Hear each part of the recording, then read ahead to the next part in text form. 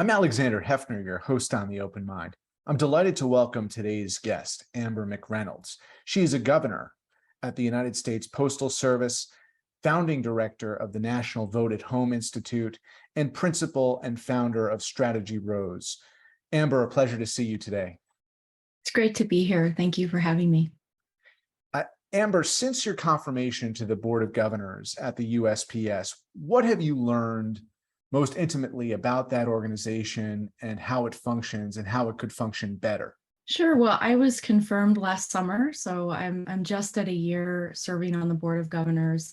The Postal Service is an incredible organization, founded actually the year before our Constitution was in place, and it's also outlined in the Constitution as an entity that will provide universal service for all Americans and bind the nation together and connect citizens. And that's been since the founding of our nation. So it's a critical piece of our history and our infrastructure. And we take our job very seriously, the board as well as the management team. And we have 650,000 employees. So it's a huge and diverse workforce. Over 32,000 locations, and we deliver to about 165 million doors every day. So it's an incredible operation. It's an honor to serve, and I take it very seriously, and will continue to do so. For those who are not familiar with the Vote at Home Coalition, Amber was and is a pioneering election administrator and leader in spearheading the shift in Colorado before the pandemic happened, so that folks could vote in Colorado by mail. And you took that experience with you to USPS, having led the coalition and wanting to modernize the electoral system so that people can freely vote from any state by mail. What specifically, being on the inside of the Board of Governors now, have you learned about how you can most effectively accomplish what was your mission at Vote at Home? Sure. Well, and two different things. I mean, you're correct. I was an election official for 13 years, left my position in 2018 to go start a nonpartisan nonprofit that was focused on improving vote by mail systems and access. And we did that in a bipartisan way. The legislation I worked on in Colorado now 9 years ago was bipartisan, and it was designed by clerks that were Republicans and Democrats, and I myself as an independent were involved. We did it to improve the customer experience and the voters' experience and give voters options. And that's really what it's about. It's also about ensuring that the system is fair and accessible and secure and transparent and reliable. And that certainly has always been my mission. The Postal Service, is not by any means an advocacy organization. They are administrators of processes that customers utilize, whether that's businesses or individuals, or in this case, election officials. And the Postal Service has a big role in elections and always has, separate and apart from the policy conversations around vote by mail. The Postal Service is an integral part of election mail broadly, and that includes a lot of the requirements that were put in place by the federal government and by Congress with the National Voter Registration Act. It includes requirements that were put in place in the Help America Vote Act, and also UACAVA and UMUVA, which were both federal acts and legislation to improve military voting. And the Postal Service has a major role in ensuring that ballots are delivered to not only in-state and in-country military members, but also our overseas citizens. So the Postal Service plays an integral role. Since I got there, obviously, given my background and experience in elections, election mail and improving that within the Postal Service is very important. When you think of what you hope to accomplish during your tenure to streamline processes and make voting more accessible, but the mail system overall more seamless and accessible to folks, do you, as a member of the Board of Governors, have a particular goal in mind that you specifically hope that the board and the USPS can accomplish when it comes to the effectiveness speed of delivery or ways to ensure the accountability of vote by mail that were not in place prior to your joining the board? So a few things, just to be clear, the board is very much a board of just like a board of directors would be for any Fortune 50 or Fortune 100 company. So the management team has responsibilities over specific actions and whatnot for the team, and the board is really giving that strategic direction and vision and setting that, and then holding management accountable, obviously. So what I'm trying to do is, given the experience I have, make sure that election mail and government service, that includes state and local government service, is a priority. And we've already demonstrated that since I've been on the board with the reorganization of the new team internally, but also the chairman has established a special election mail committee that I chair for the Board of Governors. So we've, elevated this to be a priority. And we will continue to operate that, election mail committee for the foreseeable future. And then I think the other piece is, look, I really want to make sure that we are responsive to our customers, namely election officials. And already the division and the new head of that division has prioritized that. There's a huge focus internally, amongst the management team on this. And we will continue at the board level to monitor the metrics, monitor the field performance, and how we're doing this. The other thing I'll just say is, the Postal Service has been creating new technologies around tracking, including informed delivery that was rolled out a few years ago. Many constituents are using that for their mail. Obviously, there's new tracking technology for packages, but also there's something called intelligent mail barcode tracking, which you may recall I spearheaded an effort with my team when I was at the Denver Elections Division to launch the first ever ballot tracking system in the country that would track mail ballots. And that was way back in 2009 and 2010, if you can believe it. And that was all based on using that intelligent mail barcode data. So I think that certainly one of what I would like to see is more widespread use of that tracking technology and that tracking information so that election officials have more visibility, transparency, and accountability of election mail. And when I say election mail, that includes ballots, but it also includes other pieces of mail that go out in an official capacity from election officials to voters. And there's other opportunities. I think the National Change of Address database, which about 35 million Americans used in 2021 to update their addresses. Like, there's a huge opportunity for election officials to leverage the National Change of Address database that's being, managed by the Postal Service to update voter records, ensure the address lists are accurate, and ensure voters are going to get their ballots at their addresses.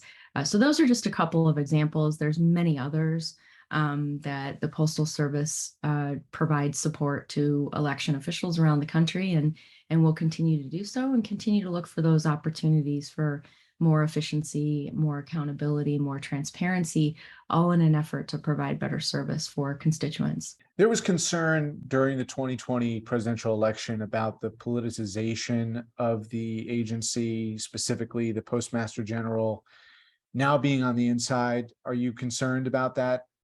So first, in 2020, I think the Postmaster General, and again, this is a year before I got there, but he was, I think, hired and then started around the first part of July.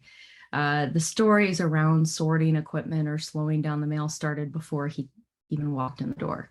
And what I would say is, I think that 2020, there was a lot of misinformation and disinformation around a lot of issues with regards to election mail and elections broadly. And I do think the Postal Service it got caught up in a lot of that bad info and were put in a terrible position.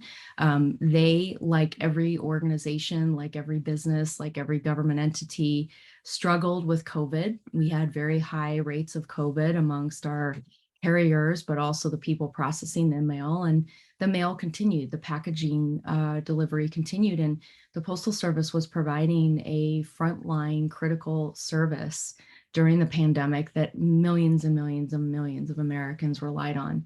And yet they were suffering from COVID impacts to staff and illness and sickness, just like everyone else was during that time. So it's no surprise that they felt some of that, especially as COVID cases spiked during different parts of the year in 2020. And the other thing, there was a lot of news around blue boxes being replaced or moved, or sorting equipment being taken out of facilities. That was actually part of a normal process. And actually, I knew that the sorting equipment story was likely not accurate, because I had toured many postal facilities, especially in Colorado, when I was an election official. And years ago, I think it was in 2012 or 14, during one of those elections, I toured, the night before an election. And as I was touring, there was some tarps and plastic covering some of the large sorting equipment at the Denver General Mail facility. And I asked them about that. I said, why is that, equipment tarped? And they said, it's not, we got new equipment to replace it, but we don't have enough money to actually pull the old equipment out of the facility, because it's all built into the walls, and it's from, the 70s and 80s. And it was this very large sorting equipment that they just didn't have enough money, literally, to pull out of some of these facilities.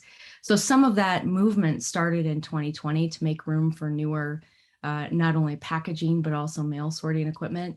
The pictures and the images, clearly the Postal Service should have perhaps done a better job of explaining to the public what they were doing, but it was part of a normal process to replace equipment. Same with the blue boxes, those get moved and replaced. So a lot of them, if they're rusted out or older, they need new boxes to replace them. But also if in a particular area of a town, it's not being utilized, and they can see that with the number of pieces of mail that are getting dropped in those boxes, they will relocate it to a few blocks over or another vicinity where there might be higher traffic or higher usage. So both of those things kind of happen normally. And I do think that some of the stories were just incorrect with some of the facts surrounding some of those pieces. And again, this is based on my experience with both of those issues over a long period of time before coming on the Board of Governors. This period of time, anticipating the midterm elections in 2022, do you feel that we are more equipped to handle the changing landscape, which really in many states meant a significant increase of their share of mail-in votes? So, and even with all the issues I mentioned in 2020, the Postal Service performed really well in the general election with regards to delivery. The on-time delivery for mail ballots specifically was the highest it had been in any presidential prior on record for the Postal Service. So they really, dealt with those significant COVID impacts, but also responded to the moment in 2020 with how many people were voting by mail, and really tried to make sure that all operations were prioritizing and focusing on that particular part of the mail stream. And it worked, and they had good performance in November of 2020. And then 2021, with some of the improvements that I've already mentioned, with the less of an impact with COVID sickness and illness by carriers and by other workers within the postal stream, delivery got even better in 2021 during the elections that were held then. And similarly, during this primary season in 2022, those on-time delivery rates have continued to go up and be more positive. So I think all these things combined are working. Can we do more? Yes, we can do more. The staff is focused on our core mission, which is delivering the mail on time and making sure that we provide universal service. And the board is focused on all the metrics around that. We want to make sure that we're operating at a level that the American people can be proud of and can get good service with it. And we're going to continue to do that.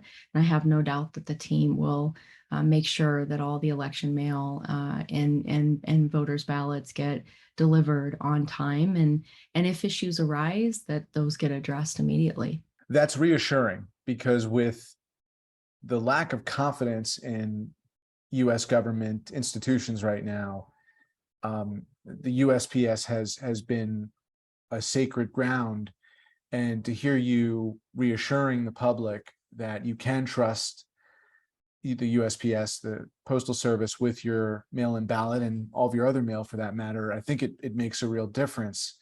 Yeah, that's right. And I think, look, this has been it's the oldest institution I think that we have.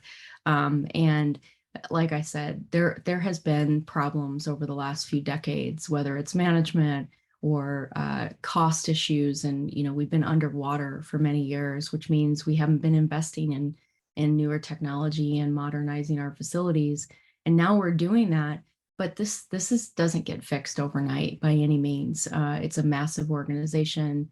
Like I said, 650,000 employees, 32,000 plus facilities. All of this is going to take time, but certainly there is a plan and a focus in place. And like I always say, look, if we need to make adjustments to that plan due to other circumstances that arise or other issues that pop up, we need to be ready to do that. But what's great is that the team and in conjunction with the board before I arrived did work out a plan. It's a 10-year Delivering for America plan. There's many great positive things in that plan that will help all delivery times get better across the board, and also create better working environments for our workers, and frankly plan for the future, because all of this is changing in a very dynamic way, and nobody expected a worldwide pandemic, and the Postal Service has been on the front lines of that, responding, and like you probably know, we also did the test kit rollout, which is tremendously successful. We did the full supply chain on that. So the preparing of those test kits, handling the requests through the website, and then delivering all those test kits. And so millions and millions and millions of Americans have benefited from having those extra test kits out there while COVID cases have been fluctuating over the last year or so. So that was a significant project. We're very proud of it. The team turned it around very quickly. And I think, it's also another example of how the Postal Service can rise to the occasion and serve the American public in a very positive way. To give folks a sense of that landscape, of course, in your native Colorado, as well as in Washington State and Oregon, folks vote entirely by mail. In 2020, in many states, that increase was significant, manyfold. There's states like Vermont and New Jersey and California, Nevada that increased markedly. But in most states, including the so-called swing states or very competitive purple states, Michigan, Minnesota, Wisconsin, and even in less populous, more conservative states that did pride themselves and still do on voting in person, there were significant increases from, really minimal voting by mail to 25 to 30, even close to half of the population voting by mail. Do you think that is going to stick with these upcoming midterm elections, that we will retain the large populations that are voting by mail in most states? Well, so a few things. I mean, first, I just want to clarify. You mentioned Colorado, Washington, Oregon. So yes, we deliver a ballot to active registered voters before each election, and they can vote that ballot at home, and you can mail it back, or you can drop it off at a drop box or drive up, drop off, or in person. So you have a lot of options. In fact, more than 70% of Coloradans usually vote by returning their ballot to an official drop box and actually not mailing it back. And then Colorado has an extensive in-person voting network of vote centers. So if you want to vote in person, you can do that during the 2 weeks prior to an election or on election day. So we're all options here, but we do proactively deliver a ballot to voters through the mail stream so that they can have that choice and they have that expanded access, and they can make the best decision for them in the period of time that they have.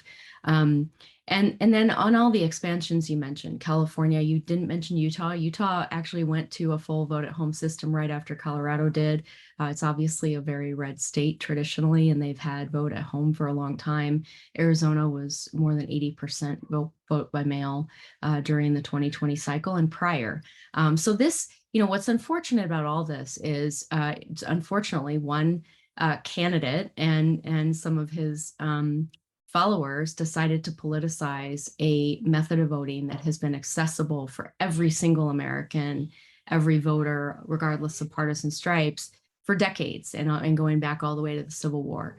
Many states like Florida and Arizona have used it widely, and voters in those states have used it to vote and vote safely and all of that. And unfortunately, one candidate decided to politicize this because he felt it wasn't going to benefit his interests during the election. And so now we've got to respond and fight back on that misinfo and that disinformation. There's even a new documentary out called Democracy versus the Big Lie that dives into a lot of these issues around mail ballots.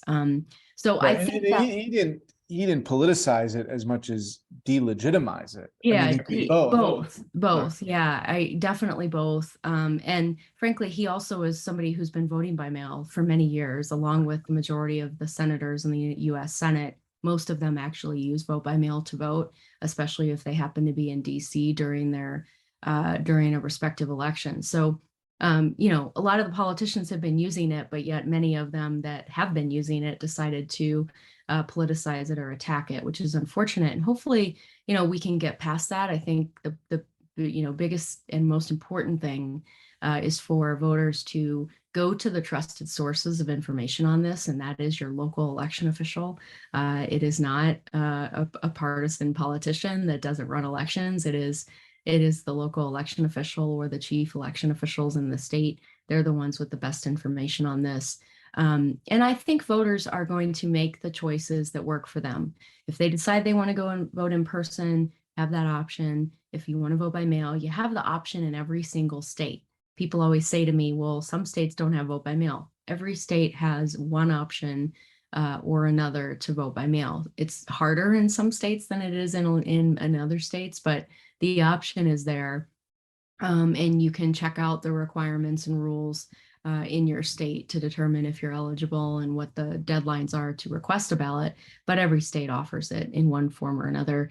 And we'll see what happens with what voters choose and the choices they make this November. Amber, we're about out of time, but I must ask you about this. With the overturning of Roe, one of the preserved forms of both contraception and reproductive care is through the mail, and specifically abortion medication, as opposed to having a procedure or surgery. There is very clear signs that in states that have banned abortion, that has now been sanctioned by the Supreme Court, that there is full enforcement of that. And one of the things that is a concerning possibility of that enforcement is the confiscation of abortion pills that are delivered by mail. How are you going to ensure accountability so that states are not confiscating mail, or particular political agendas are leading to folks having their mail confiscated? Well, so a few things. So first, the Postal Service is a federal entity, and our employees are federal employees that provide service in every state. Secondly, we do not get in the business of monitoring, medication or people's medication that are delivered by their doctors or, prescribed and sent via mail. Like, that is not something that we get involved in doing. We leave those decisions to the provider and the customer that's receiving that package or medication. So that is not in our domain to monitor in any way. We're not going to get in the middle of that. In terms of, we have not seen any states attempt to disrupt or interfere with the delivery of mail. Again, this is a federal process. Our employees are federal employees. And then also, I would just point out, the FDA approves, medications, and then the providers can send those out depending on what the needs are for customers. So I don't anticipate the Postal Service modifying any of our current procedures and processes for delivering medication. So in a word, you're not concerned at the moment about states' interference in those federal processes and the federal mail delivery, because that's what I was alluding to. Governors whose policies are so fervently Sure. anti-choice or anti-reproductive care that they would take extreme measures, but you're not concerned about it this moment. I think we'll see what happens. Right now, we have not seen any direct impact after the decision, but it's something that we will certainly monitor, because it is mail matter that we are delivering, and like all mail matter, I mean, we are getting pieces of mail or packages from point A to point B. That's our role, and if there's attempted interference with that impacts other provisions of our requirements, then of course we're going to have to get involved. At this point, I haven't seen anything happen yet. That doesn't mean it won't. It doesn't mean that I'm not concerned or others aren't concerned about that. But again, we will abide by our standards, our procedures, our process, and what we're required to do under the law. Amber McReynolds, a member of the Board of Governors at the USPS, founding director at the National Vote at Home Institute, and principal and founder at Strategy Rose. Thank you for joining me today. Thank you. Please visit the Open Mind website at 13.org/openmind to view this program online or to access over 1,500 other interviews. And do check us out on Twitter and Facebook at Open Mind TV for updates on future programming.